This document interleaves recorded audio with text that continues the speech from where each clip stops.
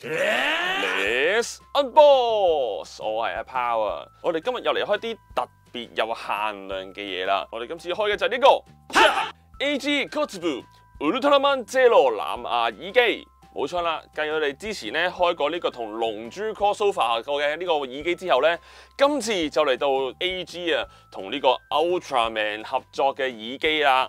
咁啊，適逢咧，而家就係 Ultraman Zero 第15週年紀念啦。今次啊推出咗呢個 Kotzebue 成呢一個嘅 Ultraman Zero 嘅版本啊。咁啊，望一望呢個包裝盒先啦。咁啊，首先有 AG 嘅呢個 logo 啦，跟住同埋就係呢個 Kotzebue Ultraman Zero Version 嘅呢一個嘅名啦。然之後一個浩瀚宇宙嘅 background 之外咧，就有呢一個 Zero 嘅標誌性嘅花紋，同埋佢嘅 Ultra Sign， 仲有15週年嘅 logo 啊。下一輩咧介紹翻啦，就係呢個咧耳機啊，就係紀念佢哋15週年咧全球限定5000個嘅呢個藍牙耳機嚟嘅。咁亦都啊，一陣間有佢幾個 gimmick。就係咧，宮野真守先生咧，專登為呢個耳機咧係收錄咗一啲 Zero 嘅聲音啊、對白落去嘅。咁我即刻事不宜遲啦，打開呢個盒，睇下入邊有啲咩先。咁啊，說明書啦。OK， 咁記得大家留意翻嚇。咁咧用呢個產品之前咧，要睇一睇呢個，咁都係教大家因為呢啲咧開機前要做嘅嘢嘅。咁跟住就係我哋呢個耳機嘅本體啦。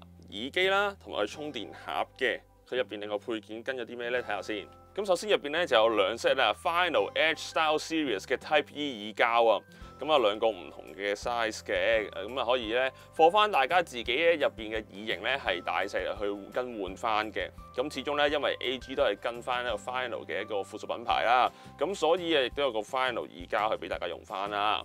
咁跟住啊，亦都係有一條咧，就係 USB Type A 去 Type C 嘅插電線嘅，係啦。咁見到啦，充電盒呢度咧就要有個 Type C 頭嘅。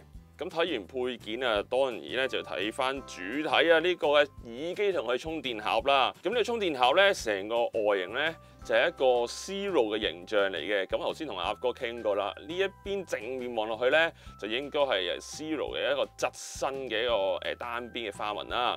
然之後咧，背面就係 Zero 嘅背脊嘅花紋嚟嘅。咁同埋咧，大家呢度望落去可能唔明顯啊。實質上咧，藍色同紅色呢部分咧，就係啲滑身嘅一啲嘅油啦。咁但係啊，去到呢啲灰銀色嘅花紋位咧，你摸落去其實係有磨砂嘅感覺嚟嘅。無論係正面又好啦，定係背面呢啲摸落去咧，都有少少磨砂質感嘅。咁然之後就打開睇下入邊嘅耳機啦。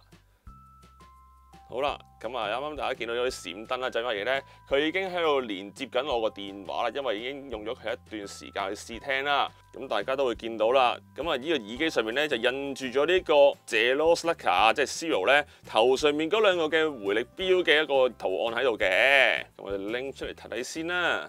咁我哋咧正面望完望下背面先。咁入邊咧都係除咗充電位之外咧，亦都係印有咗咧Right 同埋 Left 兩個嘅分別係戴喺邊隻耳嘅一個圖案展示喺度啦。咁今次呢個嘅 Kotzebue 嘅 Zero Version 咧，其實咧亦都同我哋之前開過嘅一個嘅菲利嘅 version 咧，其實差不多嘅，都係嚟自 Kotzebue 呢個系列嘅。咁但係有個唔同之處就係咧，咁今次呢個 Zero Version 咧，其實係用咗Kotzebue for ASMR 嘅呢個版本咧，係做呢個 base model 去設計出嚟嘅。咁所以今次呢一個嘅 Zero Version 咧，係更加有一個叫做 ASMR mode 啦，同埋咧係喺調音啊同埋聽感方面咧，都係傾向放翻大家有嗰個臨場感啊 ASMR 嗰啲咧係更加合適，甚至乎咧，如果你可能玩一啲遊戲需要聽聲嘅話咧，呢個係更加係比較適合嘅。咁呢個 Zero 耳機咧，亦都係一個輕觸式去控制嘅。咁其實左右兩邊咧，你掂一下已經可以係聽歌啊，再掂多下咧就可以停止聽歌啊，或者去用嚟收聽呢個來電啊，各方面較大細聲都可以做到嘅。咁咁亦都咧可以用呢個控制咧去開啟佢個頭先我講過嘅 ASMR mode 啦。咁呢個 ASMR mode咧開完之後咧，亦都可以令到大家咧去聽嘢嗰陣時唔會怕咧去掂到一個面板上面，從而唔小心咧觸發你聽緊嘢會突然停咗啊，或者可能飛咗去咁嘅。咁當你開咗呢個 ASMR mode 之後咧，就會停止咗一切咧喺個觸控面板上做嘅任何播放啊、停止啊，或者係較大細聲等等嘅呢啲嘅操控嘅。咁啊叫得限量版啦，當然呢一個 Zero version 咧唔係淨得設計方面係咁簡單啦。頭先我都講過啦，今次亦都係有揾嚟咧宮野真守先生啊，即係呢個 Zero 嘅配音員咧，係為呢個耳機啊係錄咗唔同嘅對白嘅。咁而呢個 Zero 嘅對白 mode 咧，亦都有分 A、B side 呢兩個版本嘅。A side 咧就係喺你打開耳機啊、連接藍牙或者係配對熄機嗰啲時間咧，就會播翻咧 Zero 一啲經典嘅對白出嚟嘅。咁啊，以下嗰啲 sample 大家可以聽下啦。ゼロ、ウルトラマンゼロ、セブンの息子だ。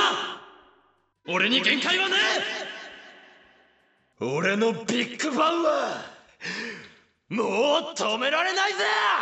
咁頭先講過咧 ，A side 咧就係一啲 Zero 嘅經典對白啦。咁啊 B side 咧就係宮野真守先生啊，用 Zero 嘅聲線啊，去同大家傾偈嘅一啲嘅句子嚟嘅。咁大家可以因應自己嘅喜好咧，去轉換 A、B side 咧，去聽唔同嘅一啲 Zero 嘅聲音啊、對白句子咁樣啦。